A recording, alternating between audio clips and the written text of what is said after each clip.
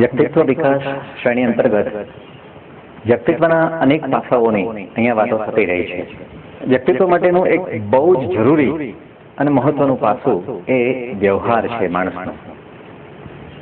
અને માણસના વ્યવહારમાં માણસ વચ્ચેના જે વ્યવહારો છે એ એટલા બધા મહત્વના છે કે એનાથી એક એનું સરસ સ્વરૂપ ઉપસે છે, એનું એક ઇમેજ તૈયાર થાય છે.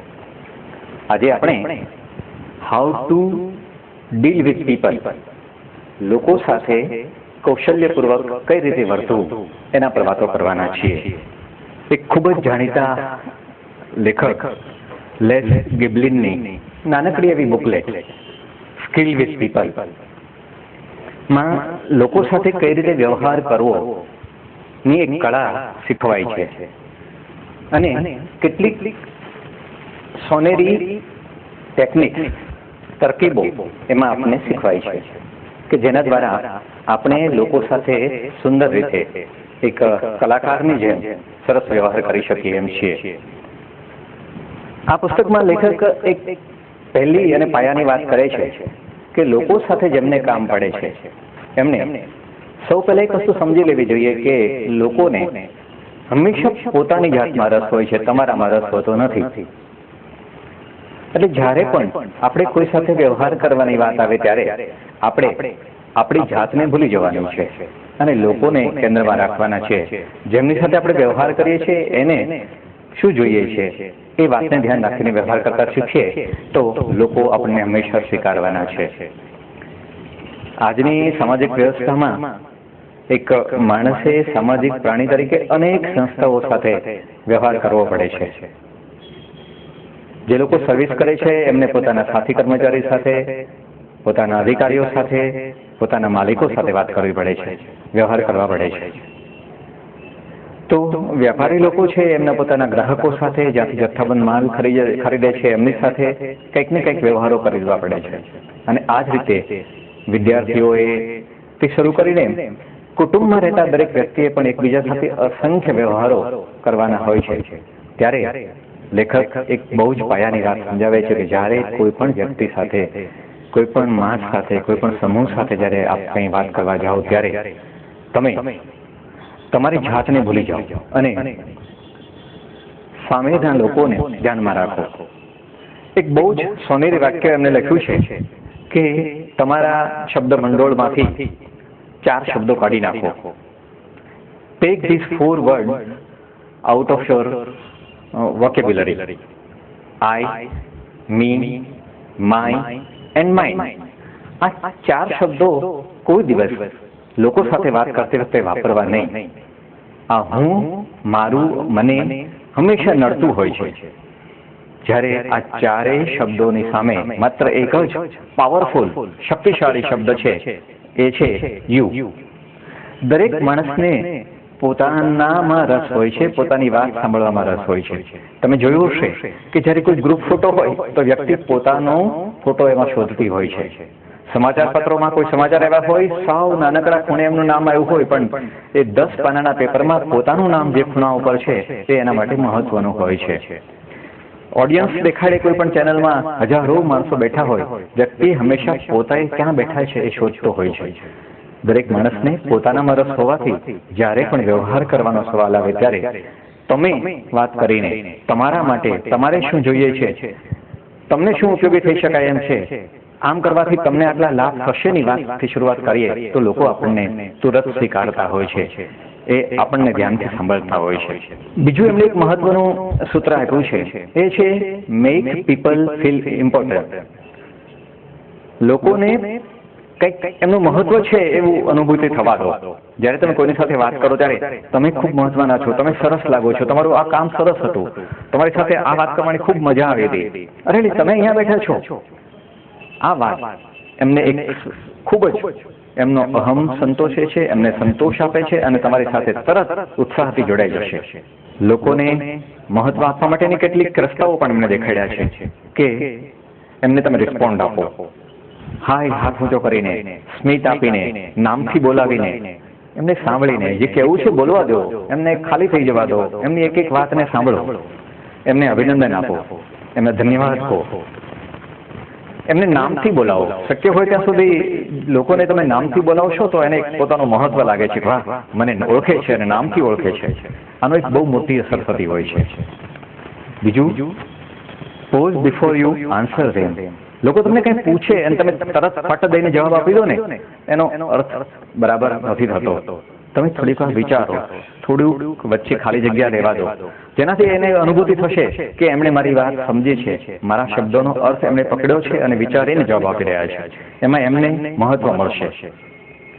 એમને એકનોલેજ કરો, અભિનંદન આપો, સરસ વાત કરી, તમારો પ્રશ્ન મહત્વનો છે, તમે જે વાત કરો છો ખૂબ જ જરૂરી છે.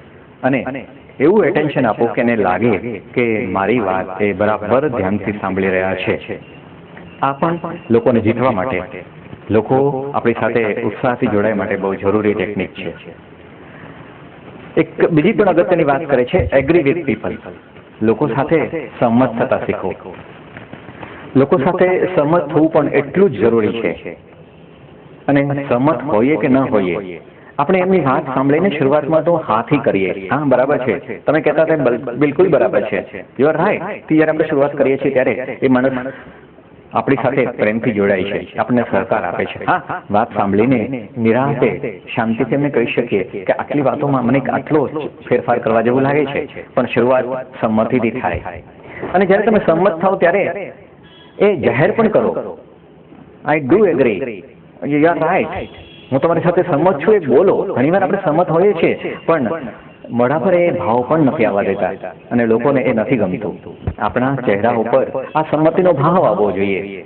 હું સ્વીકારું છું, તમે બરાબર છો, એ જાહેર કરો. માથું હલાવીને એમને સંમતિ આપો. હા, કદાચ આપણે સંમત ન હોઈએ તો હું સંમત નથી એ કહેવાની જરૂર નથી. સાંભળો શાંતિથી, બોલો નહીં, પણ સંમત નથી એ જાહેર કરવાની બિલકુલ જરૂર નથી. સિવાય કે અનિવાર્ય બની જાય, ના ભાઈ આ વસ્તુ મને ઠીક નથી લાગતી, એ ખૂબ અનિવાર્ય હોય તો જ કહો, નહીં તો સંમત નથી એ કહેવાની ઉતાવળ નહીં કરવી. સંમત છું એ પ્રેમથી કેવું, મોટેથી કેવું, અભિવ્યક્ત કરવું, પણ સંમત નથી એ ન કહેવું. Admit when you are wrong. જો તમે ખોટા હો તો બહુ જ સરળતાથી સ્વીકારો કે ના હું ખોટો હતો, ના મને એમ લાગે છે કે મારી ભૂલ હતી. આ વસ્તુથી માણસો તમને ખૂબ સ્વીકારશે, તમને આદર આપશે કે ના માણસ ખોટું હોય તો સ્વીકારી લે છે કે મારી ભૂલ છે. ઘણી વાર માણસો ખોટું હોય તો સ્વીકારતા નથી, મોઢું બગાડીને, મૌન રહીને, કંઈક એવું એક્સપ્રેશન આપીને નીકળી જાય છે કે સામેના લોકોને એ વાગે છે. સંમત થવું, ન સંમત થવું અને આપણી ભૂલ હોય તો સ્વીકારવી, આ બધી વાતને એક કલાત્મક રીતે પ્રસ્તુત કરી શકાય છે. રિફ્રેન ફ્રોમ આર્ગ્યુ. દલીલોથી દૂર રહો. કોઈ દિવસ દલીલોથી કોઈનું કશું જ સમાધાન થયું નથી. જ્યારે કોઈ વાત આમાં આપણે સંમત હોય કે ન હોઈએ અને ત્યારે ચર્ચાઓ શરૂ કરી દઈએ, એના કેટલાય ઉદાહરણો અને ગરમી સુધી વાત વહી જાય કરીએ, એનાથી કોઈ દિવસ કશું જ ફેર પડ્યો નથી. આવા સમયે આર્ગ્યુમેન્ટ શરૂ થાય ત્યારે, ચર્ચા શરૂ થાય ત્યારે શાંત રહેવું, દૂર રહેવું એ સૌથી મોટી કળા છે. અને હેન્ડલ ફાઇટર્સ પ્રોપરલી. સમાજમાં ઘણા બધા લોકો ઝઘડાખોર હોય છે અને આવા ઝઘડાખોર લોકોને હેન્ડલ કરવા, એને સંભાળવા પણ એટલી જ કળા માગી લે છે. આવા લોકોને કોઈ પણ મુદ્દામાં ઝઘડવાનો જ મૂડ હોય છે ત્યારે આવા લોકોથી મૌન રહી, ત્યાંથી આપણી જાતને ખેંચી લઈ, એમને ખાલી થઈ જવા દઈએ, એમને જેટલી ઉતાવળથી જેટલું કહેવું હોય એ બધું બોલી જવા દઈએ. આપણે ધીરજ, પેશન્સ, શાંતિથી જ્યારે વર્તીએ છીએ એમની સાથે ત્યારે થોડી વાર પછી એમને પોતાને જ કંઈક ગ્લાની, દુઃખ લાગે છે કે મેં આટલી બધી દલીલ કરી, આટલી ઉગ્રતા બતાવી, પણ સામેથી કશું એવો ખોટો રિસ્પોન્સ આવ્યો નહીં, ત્યારે પોતે જ એ ભૂલ અનુભવતા હોય છે. માટે એગ્રી થવાની પણ એક સરસ કળા છે. અને એગ્રીબલ થવાના કેટલાય ફાયદા છે કે તમે સંમત થાવ એવા માણસ બનવાથી તમને કેટલાય ફાયદાઓ છે.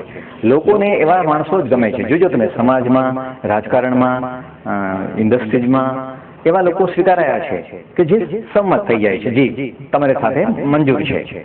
લોકોને પોતાની સાથે સંમત થાય એવા જ માણસો ગમે છે, એવા જ માણસોને પોતાની સાથે રાખે છે, એવા જ માણસોને એ આગળ લાવવા ઈચ્છે છે. માટે તમે સંમત થાઓ તેવા બનો.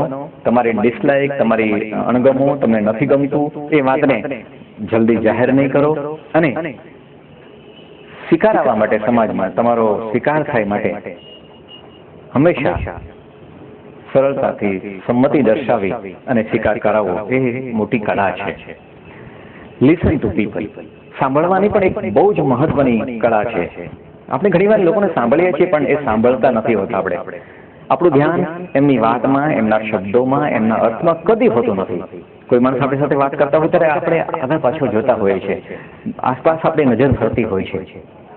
એનામાં આપણે કોઈ દિવસ એકાગ્ર થઈને ધ્યાનથી સાંભળતા નથી. આ સામાવાળા માણસને પણ ગમતું નથી અને એ ઓળખી જાય છે કે આપણને એનામાં રસ નથી. અને જ્યારે કોઈ નામ આપણે રસ લેતા નથી ત્યારે આપણો પણ સ્વીકાર થતો નથી. ત્યારે સાંભળવા માટેની શ્રેષ્ઠ કળા એ છે કે તમે જ્યારે કોઈને સાંભળો છો ત્યારે એની સામે નજર મેળવીને, આંખથી આંખ મેળવીને સાંભળો, એકાગ્ર થઈને સાંભળો. Listen towards the speakers and listen intently. જ્યારે કોઈને સાંભળવાના હોય ત્યારે એક ધ્યાન થઈને, એની સામે એકાગ્ર થઈને બોલનારને હું સાંભળી રહ્યો છું એવી અનુભૂતિ થાય કે ના, મને આ ભાઈ સાંભળી રહ્યા છે, બરાબર સાંભળે છે, મારા એક એક શબ્દમાં એમાં રસ છે, એવું એક આપણો વ્યવહાર હોવો જોઈએ. અને એવું અનુભૂતિ થવા દેવા માટે બોલનારને વચ્ચે વચ્ચે પ્રશ્ન પણ પૂછો, એમ આવું થયું હતું, તમને આવું થયું હતું. આ બધી વાતો એ સાંભળનાર બરાબર સાંભળે છે એ અનુભૂતિ થવા દેવા માટે પણ બહુ જરૂરી છે.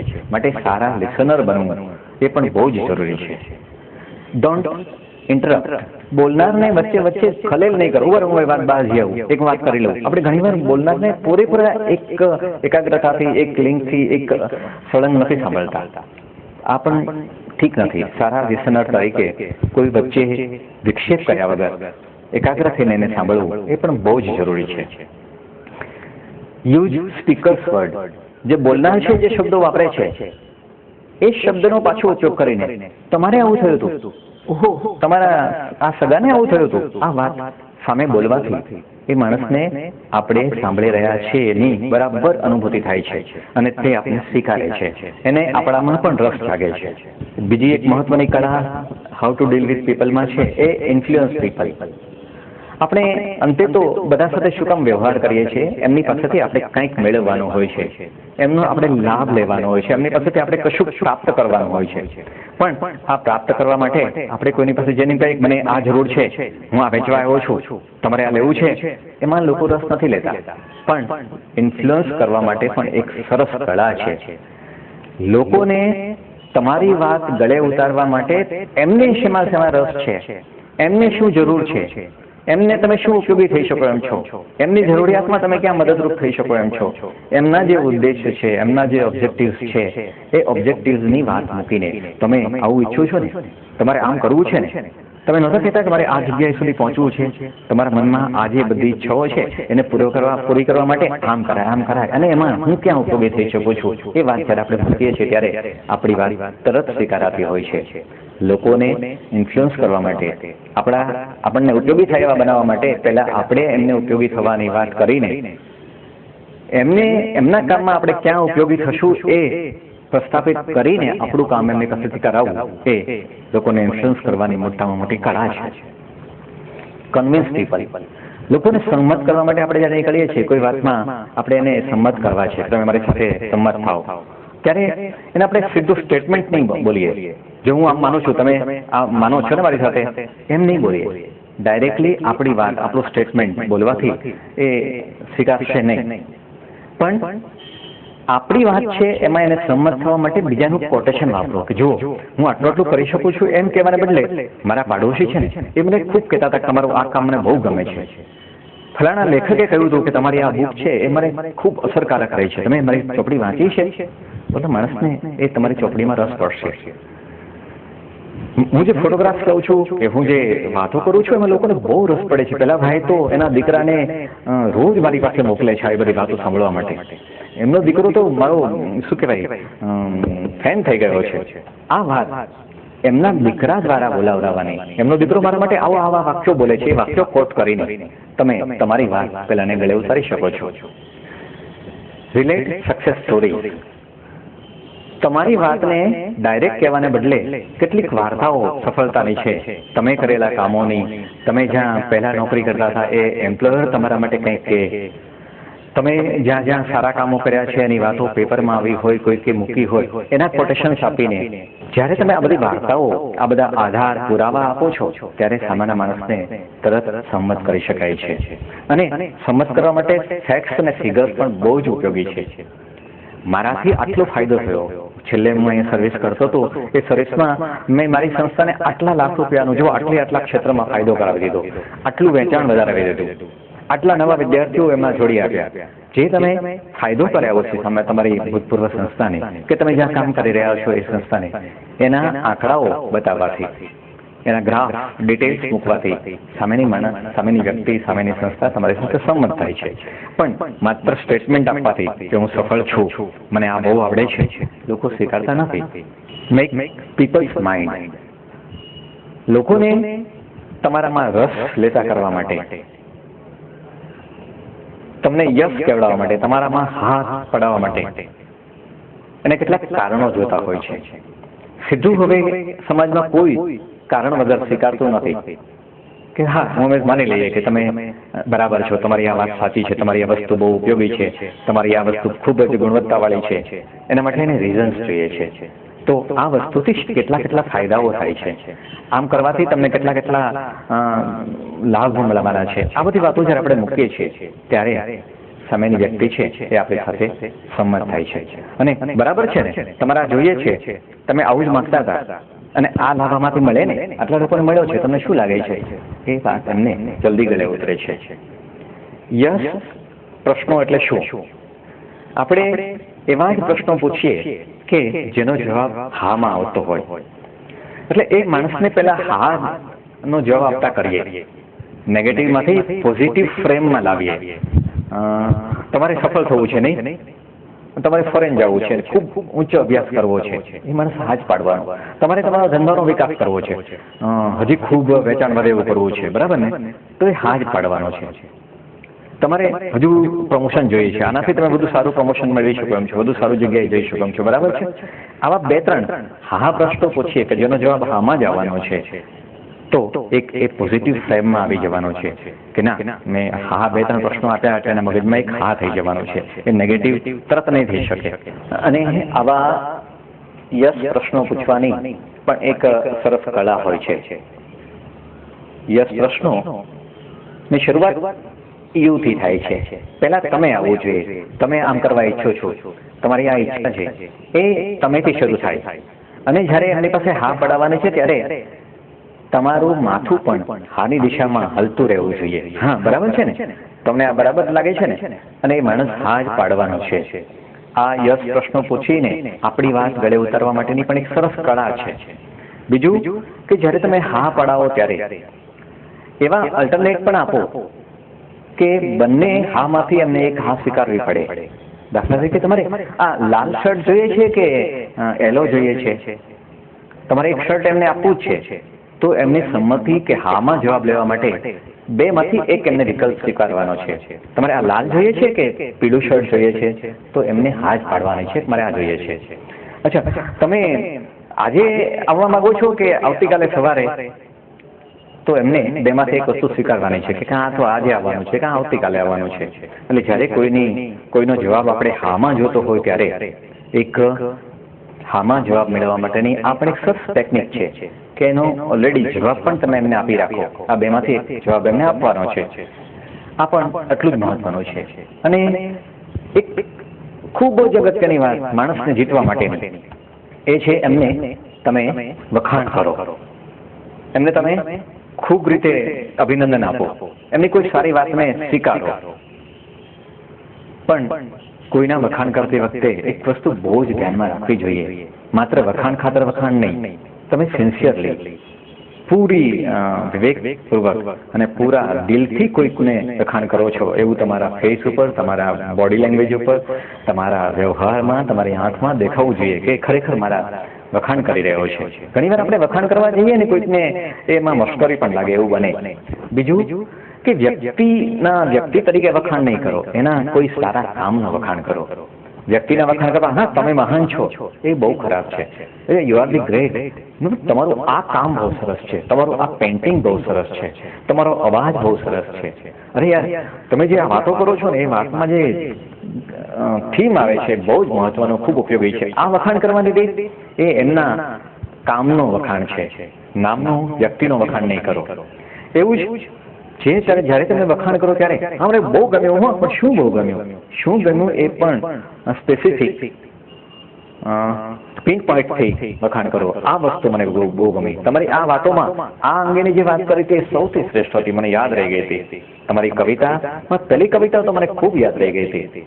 તમારા ચિત્રોમાં પહેલું ચિત્ર નહોતું, એ ચિત્રનું સ્પેશિયલ કોઈક વર્ણન કરીને અને જ્યારે આપણે કહીએ ત્યારે એમ લાગે છે કે આ ખરેખર સિન્સિયરલી આપણે વખાણ કરે છે. અને એ માણસ જેનો વખાણ કરીએ એ કાયમ માટે તમારો થઈ જવાનો છે. તમે પૂછજો તમારી જાતને પણ અને લોકોને પણ, જેમણે પણ આપણા વખાણ કર્યા છે હંમેશા આપણને યાદ રહ્યા છે. આપણને જેને ક્રિટિસાઇઝ કર્યા છે, આપણે ટીકા કર્યા છે, આપણે જલ્દી ભૂલી જઈએ છીએ.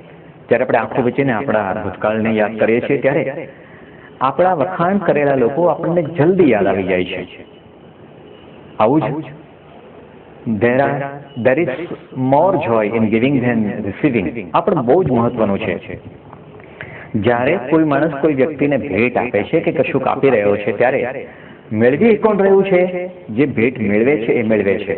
જેના હાથમાં નવી ભેટ કે નવી વસ્તુ આવી રહી છે એ કંઈક રિસીવ કરી રહ્યો છે એમ આપણે માનીએ છીએ. પણ હજુ એને જરા ઊંડાણથી જોવાની જરૂર છે. જ્યારે કોઈ કોઈને કશુંક ભેટ આપે છે ત્યારે ભેટ મેળવનાર તો કશુંક મેળવે છે પણ ભેટ આપનાર પણ કશુંક મેળવે છે. ભેટ આપનારને આપવાનો એક આનંદ હોય છે. ભેટ આપનારને આપતી વખતે પોતે કશુંક આપી રહ્યો છે એનો સંતોષ એની આંખોમાં હોય છે, એના શરીરમાં હોય છે, એના હાથમાં હોય છે, એની આંખોમાં હોય છે. ઘણીવાર આપણે ભેટ લેતી વખતે, ભેટ સ્વીકારતી વખતે એવો વ્યવહાર પણ નથી બતાવતા કે સામેના માણસને સંતોષ થાય કે મેં આપ્યું એનો આનંદ છે એને, અને એ આપનારના આનંદને આપણે એકનોલેજ કરવું જોઈએ, એના પણ આભાર માનવો જોઈએ, એને પણ નમ્રતાથી સ્વીકારતા શીખવું જોઈએ. તો આપનારને પણ આપવાનો આનંદ રહેતો હોય છે. દુનિયામાં ઘણા બધા ઉદ્યોગપતિઓએ પોતાના જિંદગીની કમાણી, જિંદગીભરની આવક, જિંદગીભરની રકમ કોઈકને દાન આપી હોય છે. ઘણી બધી ચેરિટેબલ સંસ્થાઓ આવા દાનથી નભતી હોય છે. આ દાન શું કામ આપે છે માણસ? એ દાન આપવામાં પણ એને ખૂબ મોટો સંતોષ મળે છે. આ સંતોષને આપણે જેટલો મોટો કરી બતાવીએ, એનું જેટલું નામ મોટું કરી બતાવીએ, એનો જેટલો આભાર વ્યક્ત કરીએ, એટલો એ માણસ આપવામાં પણ વધારે શક્તિથી, વધારે આનંદથી આપતો થાય છે. લોકો સાથે કામ પાડવામાં આ નાના નાના સુવર્ણ સૂત્રો, આ સુવર્ણ ટેકનિકો એટલી મહત્વની છે કે આપણે જેમની સાથે કામ પાડીએ છીએ એ હંમેશા આપણા થઈ જવાના છે. વ્યક્તિત્વ વિકાસ શ્રેણી અંતર્ગત ગયા એપિસોડમાં આપણે how to deal with people, Les ગિબલિનની બુક આધારિત કેટલીક વાતો કરેલી. લોકો સાથે કામ પાડવામાં આપણને ઉપયોગી થાય એવી કેટલીક ઉપયોગી ટેકનિકની વાતો આપણે કરેલી. એ જ વાતને આપણે આગળ ચલાવીએ છીએ. લોકો સાથે કામ પાડવામાં ક્યારેક કોઈકને ટીકા કરવાનો પણ આપણે વારો આવવાનો, કોઈકને કશું સૂચના દેવાનો પણ વારો આવવાનો. પણ લોકોને ક્રિટિક કરવાના પણ એક કલાત્મક રસ્તાઓ હોય છે. આ બુકમાં લેખક લોકોને કઈ રીતે ક્રિટિસાઇઝ કરવા, એમની ટીકા કેમ કરવી, એ પણ એક કલાત્મક રીતે થઈ શકે એની વાત કરે છે. સૌથી પહેલી વાત માટે એને 7 સ્ટેપ દેખાડ્યા છે, 7 મુદ્દાઓ આપ્યા છે કે આ 7 વસ્તુનું ધ્યાન રાખીને કોઈની ટીકા જરૂર કરી શકાય. પહેલું એ કે કોઈની ટીકા કરવી હોય તો હંમેશા એ એક બાજુમાં એકલાને લઈ જઈને જ ટીકા કરાય. જાહેરમાં કોઈ દિવસ કોઈની ટીકા ન કરાય. જ્યારે કોઈને કંઈ સૂચના આપવી હોય તો જરૂર એક બાજુ લઈ જઈ, એ માત્ર એક જ વ્યક્તિ હાજર હોય ત્યારે તમે એમની આ વાત સારી નથી, આ ન કરાય, એ કહેવાય, જરૂર કહી શકાય. બીજું છે કે તમે એને ટીકા કરો ત્યારે પણ તમારા અવાજમાં ગુસ્સો નહીં પણ એક પ્રેમ, એક કરુણાથી તમે સમજાવતા હો કે આ થયું છે ને એ જરા ખોટું થયું છે, આમ ન કરાય. આમ ન કરવામાં એક કાઇન્ડનેસ, એક પ્રેમાળપણું હોય કે આપણા વડીલ છે અને સમજાવી રહ્યા છે એવો કોઈ ભાવથી આપણે એમને ક્રિટિક જરૂર કરી શકીએ. અને ટીકા કરવાનું સીધું જ શરૂ કરી રહ્યું કોઈને બોલાવીને એક બાજુ ચાલો આમાં આટલું ખોટું છે ને આ ખોટું કર્યું છે, એના બદલે એની ટીકા કરવા પહેલા થોડીક પૂર્વ ભૂમિકા બનાવો કે જો દરેકથી આવી ભૂલો થતી હોય છે, ભૂતકાળમાં ઘણાથી આવું થયેલું છે, એને સંભાળી લીધું છે, સંભાળ્યા પછી આટલો આટલો એનામાં ફેરફાર થયો છે, તે દિવસે જે કાંઈ થયું કાંઈ વાંધો નથી, આવું થાય પણ ફરીવાર આવું થાય તો ખરાબ લાગે, એવી કોઈક પૂર્વ ભૂમિકા બાંધીને હળવેથી કહેવાય કે તે દિવસે જે આ કર્યું ને એ આમ કરવાને બદલે આમ કરી શકાય, આ નહોતું ઠીક નહોતું લાગતું, એવી કોઈક આમ પ્રેમાળપણે સમજાવીને ટીકા કરવાથી એ બહુ વાગે એવી નહીં થાય. એવું જ છે એ કે કોઈ પણ વ્યક્તિની ટીકા નહીં કરો, એમના કામની ટીકા કરો. તું ખરાબ માણસ છો, તું પેલો છો, તને જેને ખબર પડતી નથી એવું કહેવાને બદલે તે આ કામ કર્યું એ બરાબર નથી કર્યું, તું આજે બોલ્યો એ ઠીક નથી બોલ્યો, અચ્છા તે દિવસે તે આજે વ્યવહાર કર્યો એ ઠીક નથી, પણ તું ઠીક નથી એમ નહીં કહો કોઈ દિવસ કોઈને. વ્યક્તિ પોતે આના માટે જવાબદાર નથી, એના વ્યવહાર સામે તમારે વિરોધ છે, અને એ વ્યવહારમાં જે વસ્તુ તમને ગમી નથી એને બહુ જ નમ્રતાથી એ વ્યવહારની જ ટીકા કરો. અને આમ નહીં તો શું કરાય એ પણ જો શક્ય હોય તો તમે જવાબ દઈ શકાય, પહેલાથી જ તમે જવાબ તૈયાર રાખો કે જો તે દિવસે તે આમ વ્યવહાર કર્યો ને બદલે આમ થઈ શકતું હતું, આમ કર્યું હોત ને તો કેવું લાગે, તને બરાબર લાગે છે, તો એ માણસ હા પાડવાનો છે. તમે જેને જવાબ આપો છે કે આ રીતે બોલવાના બદલે આ જ વાતને આમ શાંતિથી જવાબ ન દઈ શકાય તો એ માણસ સ્વીકારવાનો છે. એટલે જવાબ પણ એને પહેલા સપ્લાય કરો અને એમની પાસે હુકમ નહીં કરો, હવે આમ જ વર્ત છે, હવે આમ જ રહેજે, હવે આમ જ બોલજે, એવી ડિમાન્ડ નહીં કરો, પણ એનો સહકાર માગો કે જો એ ન સારું લાગે તું એ રીતે બધાની સાથે વર્ત, આવો સહકાર આપજો તો મજા આવશે, તને અમને બધાને કામ કરવાની મજા આવશે. એ એમનો સહકાર માગવામાં એ માણસ જલ્દી સંમત થશે. હુકમ કરવાથી આમ નહીં વર્તવાનું, આમ જ કરવું પડશે, આમ જ કરવું પડશે. દુનિયામાં ઘણા બધા યુદ્ધો સર્જ્યા છે, માત્ર એ જ વાત સરળતાથી કહેતા આવડે તો જીતી શકાય છે. અને એક કામના ગુના માટે કે એક ભૂલ માટે એક જ વાર ક્રિટિસાઇઝ કરો અથવા તો એક જ ભૂલ માટે એને ક્રિટિસાઇઝ કરો. આપણો જનરલી એવો વ્યવહાર હોય છે કે કોઈ માણસની ભૂલ થાય ને ત્યારે આપણે એટલા ખીજાઈ જઈએ, એમની સાથે એટલી બધી વાતો યાદ કરીએ કે નાનપણથી જે ગુના કરતા આવ્યો છે ને બધા ગુનાનો ઢગલો કરી દઈએ. તે દિવસે ફલાણાની સાથે તો આમ વર્તેલો, ફલાણી જગ્યાએ ગયેલો ત્યારે આમ કરેલું, ઓલા ભાઈ સાથે પણ ત્યાં આવી માથાકૂટ કરેલી, એ બધું એક સાથે ભેગું કરીને આમ કેમ કરે છે. એને બદલે ફરીવાર જે છેલ્લે પ્રશ્ન થયો છે, છેલ્લે એને જે ખોટું કહ્યું છે, જેની ટીકા કરવી છે, એ એક જ વાત માટે એક વાર એની તમે ટીકા કરી શકો, પણ બધું ભેગું કરીને નહીં કહો અને એકની એક વાત માટે વારંવાર પણ ટીકા નહીં કરો. આ ટીકા કરવાની પણ એક સરસ કળા છે. અને છેલ્લે જ્યારે તમે કોઈને ટીકા કરી લો પછી તમારા મનમાં જરા પણ કડવાશ નથી એના તરફની, મારે કહેવાનું કોઈ કહી દીધું અને તું સમજી જ ગયો હશે એ ખાતરી છે, એટલી વાત કર્યા પછી તમે એની સાથે એક મૈત્રીનો એક ફ્રેન્ડલી એટમોસ્ફિયર ઉભો કરો. ઓકે, વાત થઈ ગઈ, કેમ તું બરાબર સમજો છો ને, કાંઈ વાંધો નહીં, આગળ હવે આ કામ તું વધારે સારું કરી શકીશ, એવું એક સરસ ફ્રેન્ડલી વાતાવરણ ઊભું કરીને જ્યારે આપણે છૂટા પડીએ છીએ ત્યારે આપણે કોઈને ક્રિટિક કર્યા, આપણે કોઈની ટીકા કરી, એની કડવાશ બંનેમાં રહેતી નથી, બંનેમાં ભાર રહેતો નથી. ટીકા કરનારને એનો વજન નથી રહેતું કે મેં એને ખૂબ ખરાબ કીધું કે ટીકા કરી, અને જેની ટીકા થઈ છે એને એવું નથી લાગતું જો મને આમને ખૂબ ખરાબ કીધો. આપણે આનંદથી છૂટા પડી શકીએ છીએ. એવી જ એક બીજી કળા છે એ સેટ પીપલ મૂડ. લોકોનું મૂડ બનાવવા માટે, લોકો સાથે એક સરસ રિલેશન્સ ઊભા કરવા માટે, બધાની સાથે ભળી જવા માટે, બધાને આપણી સાથે વાતો કરવા મિક્સ થઈ જાય બધા, એવું કરવા માટે એક સરસ વાત એ છે કે કંઈક એવી ટેકનિક, કંઈક એવી જાદુઈ વાત, કંઈક એવો ચમત્કાર, 9 ના 10 થાય છે, 10 ના 11 કરી શકું છું, કંઈક એવી વાતો કે લોકોને એમાં રસ પડે. પરત અહીં એવું થાય છે અને તમારી વાતમાં રસ લીધા પછી ધીરે ધીરે તમે જે કહેવું છે એ કહી શકો.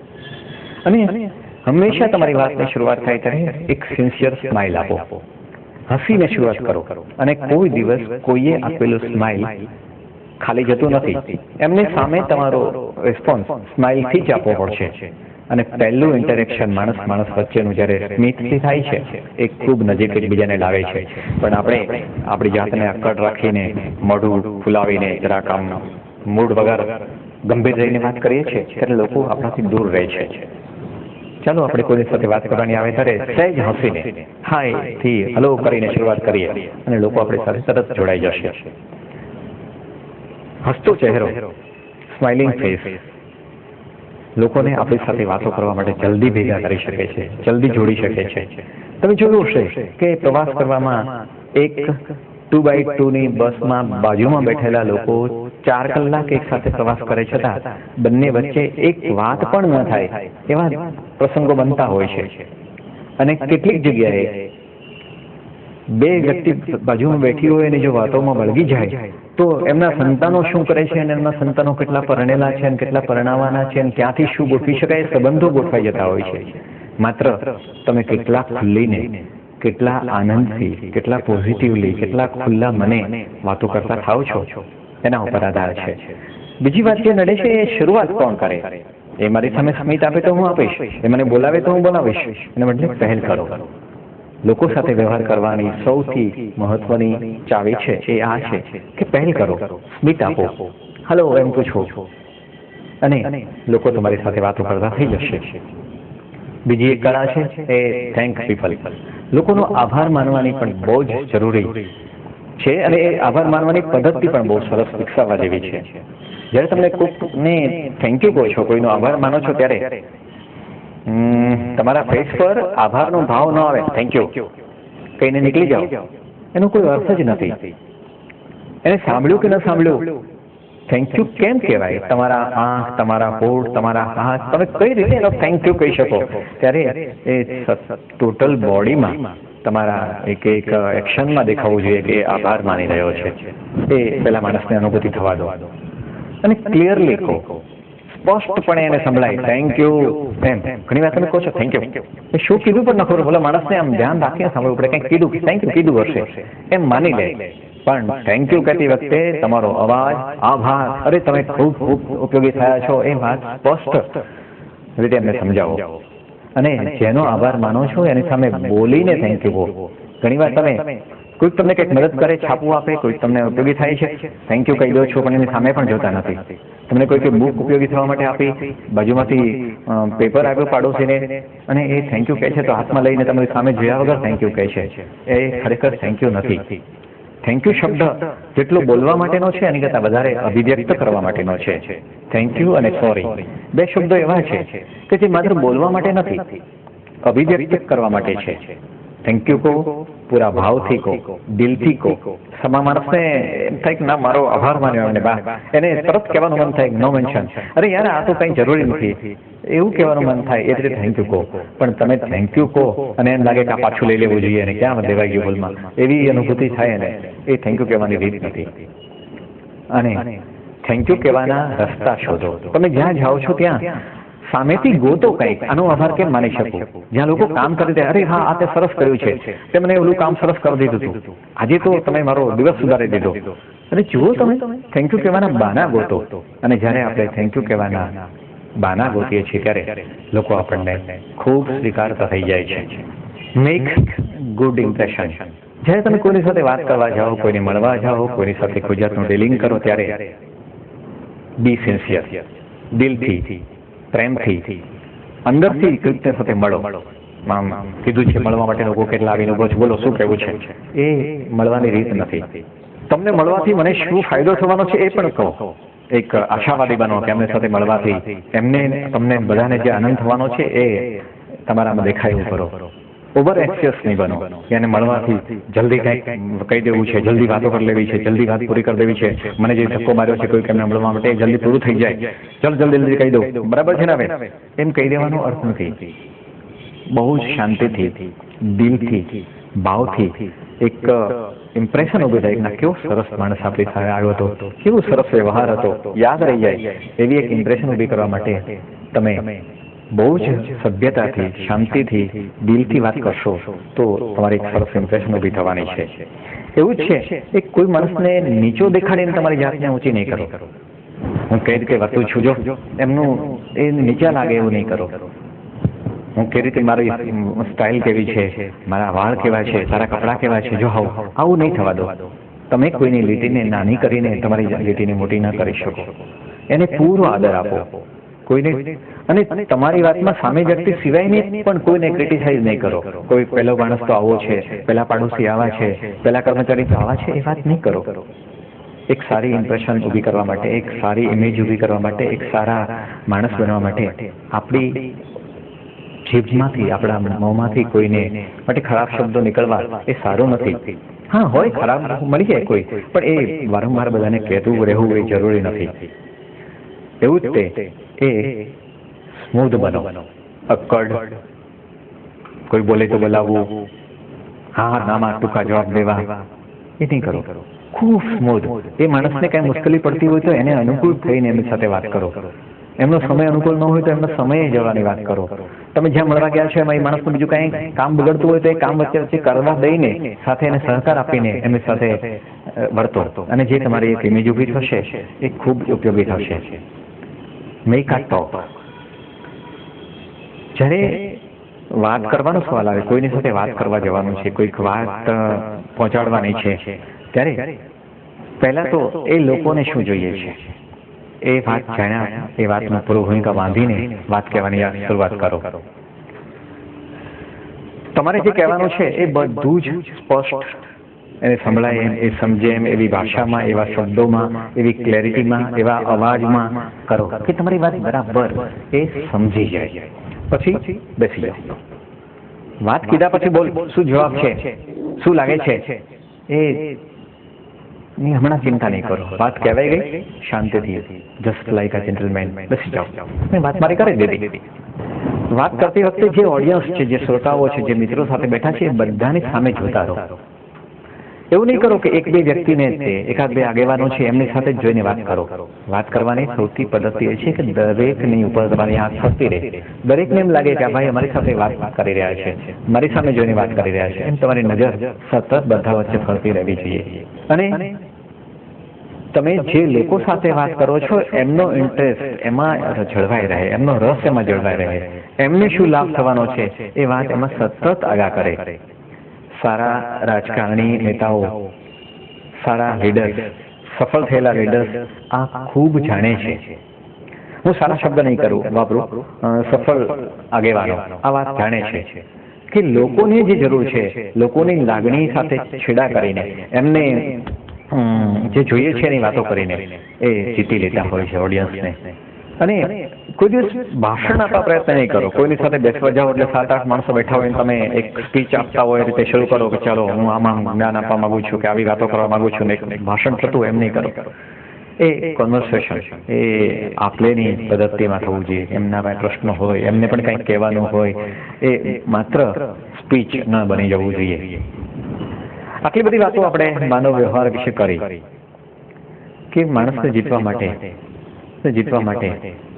માણસમાં આપણી સ્વીકૃતિ થાય માટે જે બધા અનેક રસ્તાઓ આ લેખક શ્રીએ દેખાડ્યા છે, આવી અનેક બુક્સ, અનેક પુસ્તકો પણ લખાયા છે, અનેક ટેકનિક્સ પણ ડેવલપ થઈ છે, જેવી કે ટ્રાન્ઝેક્શનલ એનાલિસિસ છે, અહિંસક ભાષા, નોન વાયોલન્સ લેંગ્વેજ, એવું પણ એક ટેકનિક ઊભી થઈ છે. આઈ એમ ઓકે, યુ આર ઓકે નામની પણ એક વાત વિકસી છે. પણ આનાથી આવી અસંખ્ય વાતો થાય તો પણ માણસમાં કોઈ ફરક નથી પડવાનો.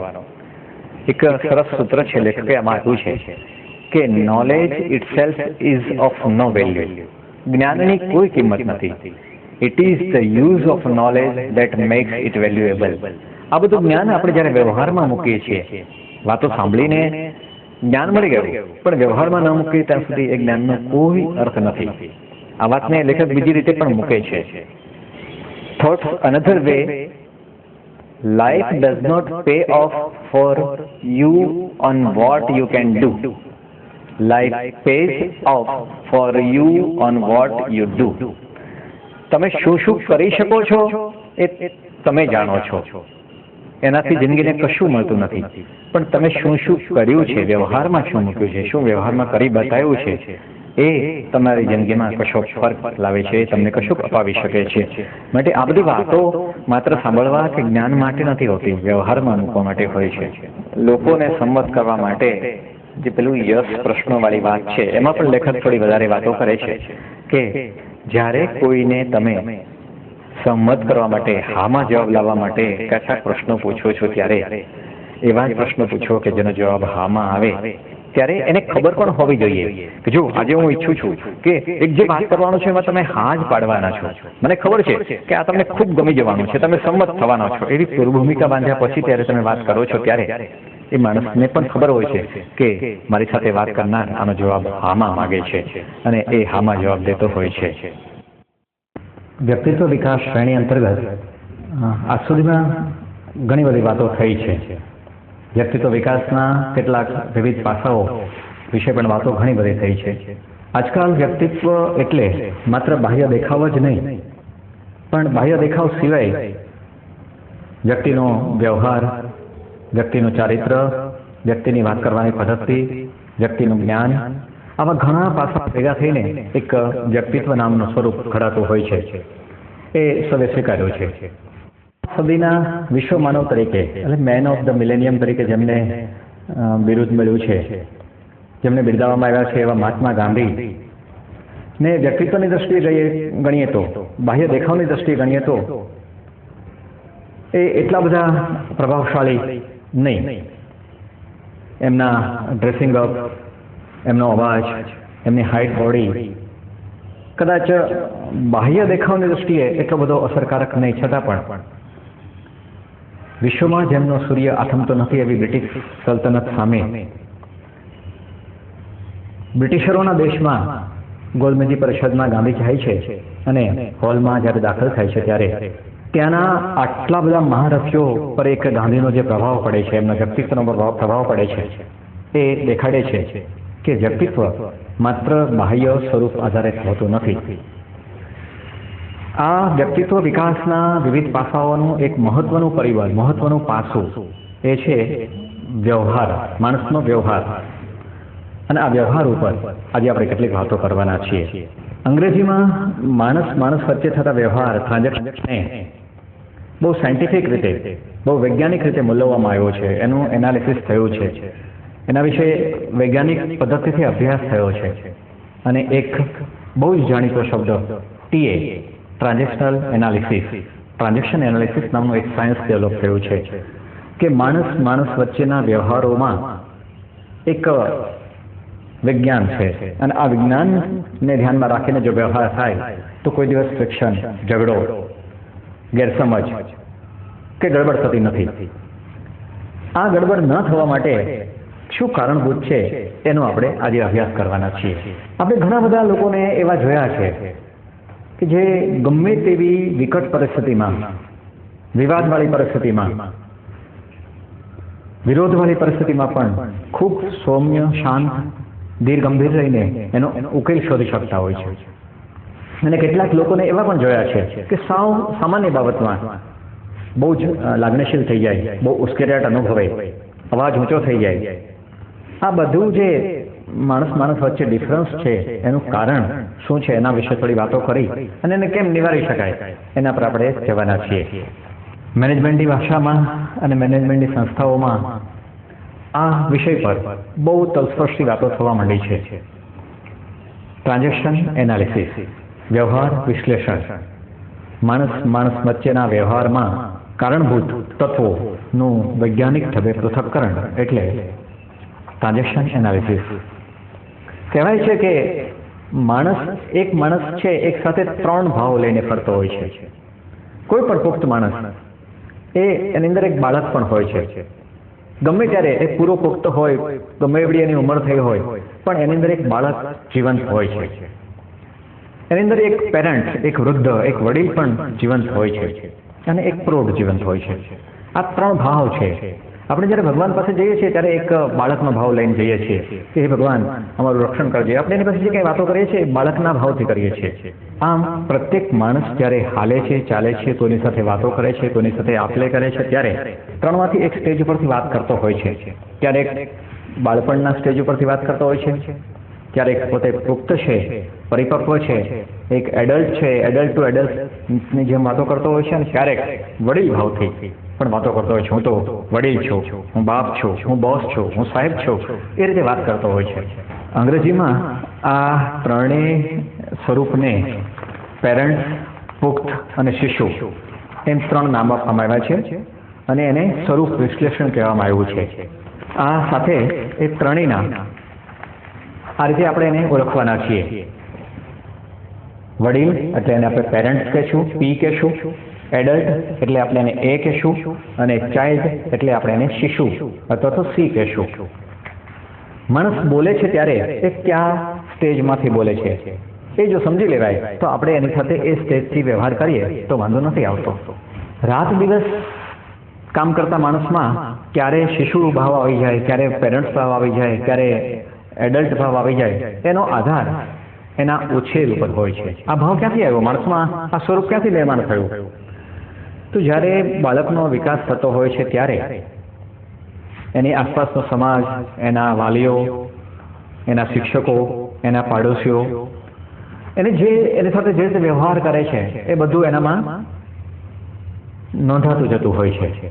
આ બાળકોના પણ 3 સ્વરૂપ આ વ્યવહાર વિશ્લેષણ વિજ્ઞાનમાં આપવામાં આવ્યા છે. એક પહેલા વાલીઓને સમજીએ. વાલીઓ પણ 3 પ્રકારના હોય છે. એક ક્રિટિકલ પેરેન્ટ હોય છે. ક્રિટિકલ પેરેન્ટ એટલે એમને ટીકાઓ બહુ કરવાની ટેવ હોય. હે આમ ન કરાય, આ ખોટું કર્યું છે, હે આમ ન બેસાય, ધીમેથી બોલાય. આવી વારંવાર નકારાત્મક વાતો કરવાની બાળક સાથે જે વાલીઓને ટેવ હોય છે એ વાલીઓને ક્રિટિકલ પેરેન્ટ, ટીકાત્મક વલણવાળા વાલીઓ કહેવાય છે. અને બાળક પણ ધીરે ધીરે આવું નકારાત્મક વલણ શીખીને એક એવા બાળક તરીકે, એવા પુખ્ત માણસ તરીકે તૈયાર થાય છે કે એના પ્રત્યેક વ્યવહારમાં આ વાલીઓ તરફથી, ગુરુઓ તરફથી મળેલું ટીકાત્મક વલણ દરેક જગ્યાએ વપરાઈ જતું હોય છે. એવું જ જે સ્વરૂપ છે એ ઉછેર કરતા વડીલ એટલે કે નર્ચરિંગ પેરેન્ટ. કેટલાક વાલીઓ એવા હોય છે કે બાળકોને ઉછેર કરતી વખતે એની ટીકા નથી કરતા, કેટલાક હકારાત્મક વલણોથી સરસ આ તે કર્યું બરાબર છે, પણ જો આમ કરીશ ને તો વધારે સારું થશે.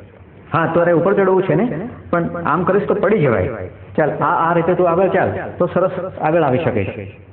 એવા જે વાલીઓ છે એ ધીરે ધીરે બાળકોને એક એવી ડેટા અંદર ફીડ કરે છે કે બાળક જ્યારે મોટો થાય ત્યારે એક પુખ્ત એડલ્ટ તરીકે, એવા સીધા વ્યવહાર કરતો બાળક તરીકે મોટો થાય છે. અને આ રીતે જે બાળક તૈયાર થાય છે એ બાળકને ફ્રી ચાઇલ્ડ કહેવામાં આવે છે. ફરી વાર આપણે એક જ વાતને સમજી લઈએ કે કોઈ પણ પુખ્ત માણસ જ્યારે કોઈની સાથે કોઈ જાતના વ્યવહારો કરે છે ત્યારે એ પુખ્ત નથી હોતો. પૂરેપૂરો સમય પુખ્ત રીતે વર્તી નથી શકતો. ક્યારેક એ બાળકના ભાવમાંથી પણ વાત કરે છે, ક્યારેક પેરેન્ટ્સના ભાવમાંથી પણ વાત કરે છે અને ક્યારેક સીધી વાતો કરે છે પેરેન્ટ્સના, એડલ્ટના લેવલથી. જે માણસ વધારે લાંબો સમય એડલ્ટના સ્વરૂપમાં જ રહે એને ઓછામાં ઓછા પ્રશ્નો નડે છે, એને ઓછામાં ઓછા ટ્રાન્ઝેક્શનના ઝઘડાના કારણો બને છે.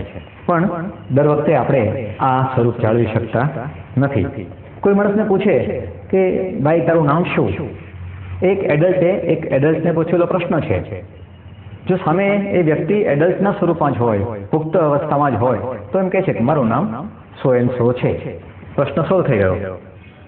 પણ કોઈક માણસે પૂછ્યું કે તારું નામ શું છે, તારે શું કામ છે, ઝઘડાનું શરૂઆત થાય છે. કોઈ એડલ્ટ બીજા એડલ્ટને કહે કે તું મને આમાં પેલું અંબાવીશ, અને જો ઓલો એડલ્ટના સ્વરૂપમાં એટલે ના મારે એમને મદદ કરવી છે અને એમને દૂર છે, ઉપયોગી થઈ થવું છે તો આપે છે. તો એ બે એડલ્ટ વચ્ચેનો વ્યવહાર થાય છે. હા આપું છું એમ કરીને નમ્રતાથી કહેતો, પણ હું શું કામ આપું, નોકર છું, આવો જ જવાબ આવે તો એક એડલ્ટને પૂછેલા પ્રશ્નનો જવાબ પેરેન્ટ સ્ટેજમાંથી આવ્યો છે અને ઝઘડો શરૂ થાય છે. એક વડીલને વાત કરે તો વાંધો નથી, એક ચાઇલ્ડને વાત કરે ત્યાં સુધી વાંધો નથી, એડલ્ટને વાત કરે ત્યાં સુધી વાંધો નથી. પણ પૂછ્યું હોય પેરેન્ટ સ્ટેજમાંથી અને જવાબ આવે ચાઇલ્ડ સ્ટેજમાંથી, પેરેન્ટ સ્વરૂપમાં રહીને, તો ક્રોસ ટ્રાન્ઝેક્શન થાય અને ઝઘડાની શરૂઆત થાય છે.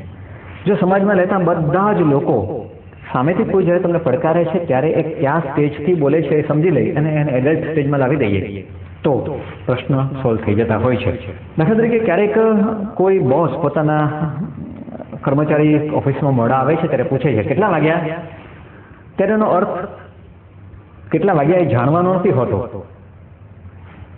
પણ આપ મોડા કેમ આવ્યા છો એમ કહેવાનો અર્થ હોય છે. અને એ સમયે બંને વચ્ચે જે ટ્રાન્ઝેક્શન થાય છે, કેટલા વાગ્યા પૂછતી વખતે એ પેરેન્ટ ભાવથી પૂછાયેલો પ્રશ્ન છે. એ એડલ્ટે પૂછ્યો નથી કે મારે સમય જાણવો છે કેટલા તે ઘડિયાળ હોય તો કે એ એડલ્ટ ટુ એડલ્ટનું ટ્રાન્ઝેક્શન નથી, પેરેન્ટ્સના ભાવમાંથી, બોસના સ્ટેજમાંથી એ પ્રશ્ન પૂછાયો છે. કેટલા વાગ્યા? ત્યારે બોલો માણસ જો સામે પેરેન્ટથી બોલે કે એમ શું કામ છે તો મામલો બીચકે, ઝઘડો થઈ શકે. ત્યારે પેલો માણસ એનું જો નમ્રતાથી કારણ દેખાડે કે સાહેબ વાગ્યા મોડું થયું છે પણ આવું થયું હતું એટલે મોડું થયું છે, પ્રશ્ન સોલ્વ થઈ જાય. ફરીવાર એનું નિયમ પણ કરાય કે ભાઈ તમે ધ્યાન રાખજો ફરીવાર આવું થાય ત્યારે. પણ માણસો પ્રશ્ન પૂછે છે એ કયા સ્ટેજમાંથી છે એ સમજી શકાય તો પ્રશ્નો. અચ્છા, તો આપણે થોડું સમજીએ કે ટીકાત્મક વડીલ છે જે ક્રિટિકલ પેરેન્ટ, એના લક્ષણો શું છે. એ શું કરે? જનરલી ટીકા કરે, આમ નહીં કરશો, આમ કરજો, તેમ કરશો, એવા બધા વાક્યો વાપરે. સીમાઓ બાંધે, આની વાત નહીં જતો, આમ જ કરજે, આ તારે નથી કરવાનું, ન્યાય આપે, આ ખોટું છે, આ સાચું છે, તને શું ખબર પડે, આવા જે વ્યવહાર કરે ને એ ક્રિટિકલ પેરેન્ટ, એટલે કે જેને ટીકાત્મક વલણવાળા વાલીઓ કહીએ છીએ એ આવું કરતા હોય છે. ત્યારે ઉછેર કરતા વાલી છે જેને આપણે નર્ચરિંગ પેરેન્ટ કહીએ છીએ, એ કેવી રીતે વર્તે છે? એ શું કરે? ઉછેર કરે, પ્રોત્સાહન આપે, સહકાર આપે. ત્યારે જે કરવું હોય માણસ પ્રવૃત્તિ કરતો હોય એને સાથે રહે, ચાલો આપણે કરીએ, સાથે મળીને કરીએ, એવું એને શીખવતો હોય. વચ્ચે વચ્ચે સરસ, બરાબર, સાવાશ એવું શબ્દો વાપરતો હોય. એના શબ્દો આ પ્રકારના હોય છે. એ પ્રેમાળ હોય છે, ઉષ્માભર્યો હોય છે, એની સાથે વાત કરવામાં આપણને મજા આવે, એની સાથે ખુલ્લા દિલે વાત કરી શકીએ એવા હોય છે. એના પાસેથી પ્રોત્સાહન મળતું હોય છે અને આગળ ધપાવવા મદદ કરતો હોય તો એ નર્ચરિંગ પેરેન્ટ છે એમ સમજવાનું. એ એના વ્યવહારમાં શું હોય તો કે હાવભાવ પ્રેમાળ હોય, પીઠ થાબડવાની રીત હોય, સ્નેહથી વર્તતો હોય, સંતોષ વ્યક્ત કરે, આમ આંગળી હોય એની ઘણી વાર, પહેલાની આમ હોય છે અને આમ ના સરસ, વેરી ગુડ, આવે બેડો, આ જે કહેવાનું કેવું છે એ પેલો નર્ચરિંગ પેરેન્ટ કરી શકે છે અને પરવાનગી આપે છે, આદેશ નથી આપતો, આમ જ કરવાનું છે, હા આ કરી જાઓ, ચાલ આમ કરતો શું થાય છે, આમ કર, આમાંથી આવું થશે, કર તો ખરો, આ રીતના પરવાનગી આપીને એની સાથે કામ કરતો હોય છે. ત્યારે એડલ્ટ છે ને પુખ્ત, આ બંને સ્વરૂપ પરફેક્ટ નથી, પણ એડલ્ટ છે એ એવું સ્વરૂપ છે જેમાં કોઈ દિવસ ઝઘડો નથી આવતો. એ શું કરે છે? એમની કરવાની પદ્ધતિ, કામ કરવાની પદ્ધતિ આવી હોય છે કે માહિતી એકઠી કરે. કશું કામ કરવું હોય તો પહેલા માહિતી એકઠી કરે, એનો અભ્યાસ કરે, ચકાસે કે હું જે કંઈ કરું છું એ કેમ કરી રહ્યો છું, કેમ કરવાનું છે, મૂલવે, આમ કરશું તો શું થશે, આમ કરશું તો શું થશે, આમ કરવાથી પરિણામો શું આવશે, આ કરાય કે ન કરાય, એનો આગળ પાછળના બધા કારણો વિચારે. નિર્ણયો લેતા પહેલા તટસ્થ થઈ જાય કે હું આ પક્ષે પણ નહીં, આ પક્ષે પણ નહીં, પણ તટસ્થ થઈને આ નિર્ણય લેવો જોઈએ. એ એડલ્ટનું સ્વરૂપ છે. તો આ રીતે માણસના વ્યવહારને આપણે ઓળખતા શીખીએ કે આ માણસ બાપના સ્વરૂપમાંથી, પેરેન્ટ્સના સ્વરૂપમાંથી, બોસના સ્વરૂપમાંથી બોલે છે, તો એની સાથે આપણે પહેલાં પ્રોપર ટ્રાન્ઝેક્શન કરી અને જો એમની ભૂલ હોય તો પણ એડલ્ટમાં લાવીને એમની સાથે વ્યવહાર કરીએ તો ઝઘડો ન થાય. ત્યારે કોઈ બાળકના સ્વરૂપમાંથી મશ્કરી કરે, ક્યાં ગયા હતા એમ પૂછતી વખતે એમનો જાણવાનો અર્થ સ્થળ નથી, પણ કંઈક ઈશારાથી કહેવું છે કે તમે કોઈ કેવી જગ્યાએ જઈ આવ્યા છો. આ સમયે આપણે એને શું જવાબ દેવો એ આપણને જો જાણતા આવડતું હોય કે આ ચાઇલ્ડ સ્ટેજમાંથી બોલાઈ રહ્યું છે અને આપણે એડલ્ટ સ્ટેજમાંથી લાવીને કહીએ ભાઈ હું આ કામ માટે આમ ગયો હતો તો પ્રશ્ન પતી જાય છે. પણ સામે એ પણ જો આપણો એવો જ જવાબ આવે આપ ક્યાં ગયા હતા એ પણ મને ખબર છે, તો હંમેશા ઝઘડાઓ થતા હોય છે. વિજ્ઞાનની વાત કરીએ છીએ ત્યારે એક સરસ વાત કરી દેવી છે કે દિવાનપરા રોડ ઉપર